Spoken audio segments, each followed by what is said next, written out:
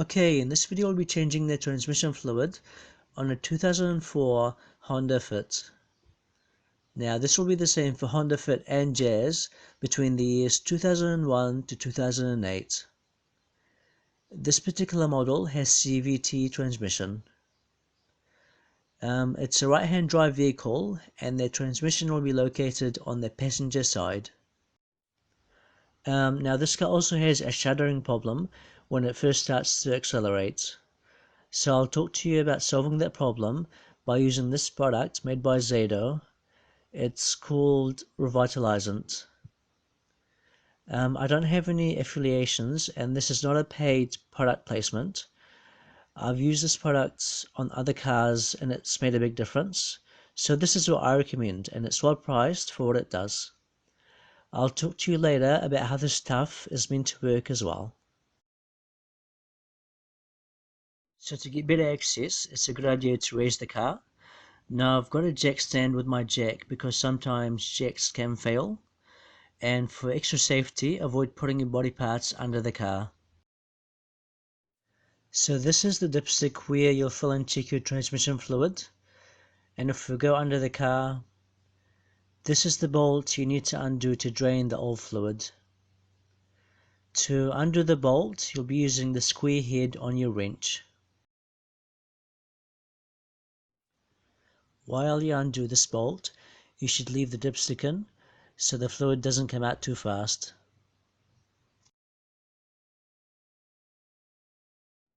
Now take the dipstick out and let the remaining fluid drain.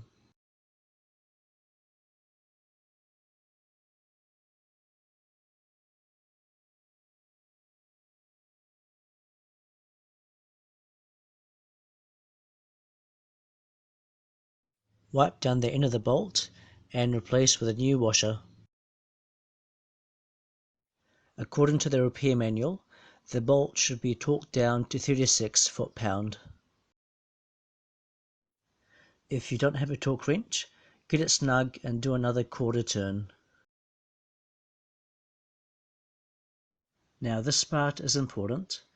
With CVT transmission, always use genuine Honda CVTF. There are several universal CVT fluids on the market, but this fluid is a lot thinner than other CVT fluids, so if you use anything else, you could damage your transmission. This is just a comparison between the old fluid, which had 3 years and about 40,000 miles on it. It's dark brown. The new stuff is light pink in color. To refill, you'll need about 3.2 liters of transmission fluid. So before you fill, remove the jack and stand and have your car on a flat surface. To get this down to the transmission pipe, I'll be using a funnel with an extension.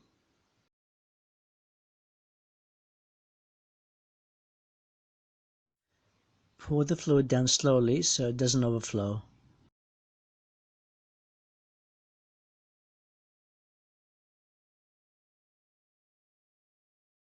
Start your car and let it warm up for about 10 minutes to get to operating temperature, and after that go through all the gears a couple of times to make sure the fluid has transferred through the transmission case. Now check your fluid level, pull the dipstick out and wipe it down and put it back in, and now pull it out. When hot, the fluid should be between these two dots. Not sure if you can see this, but it's perfect. Now go out for a 5-minute drive and test again. And now I'll talk about the transmission shudder, and I'll attempt to explain how this revitalizant stuff works. So under normal operating conditions, metal parts in your transmission heat up through the process of friction and break down over time. This product works by attaching to the high heat areas and forming a ceramic metal layer which is stronger than the original metal. So it basically restores defects and protects moving parts. Now the problem with this car and I've had this explained by an automatic specialist. The shuddering when starting to accelerate is caused by worn cogs on the clutch plate, and I guess the way this product works is by restoring the worn out layers on the cog teeth.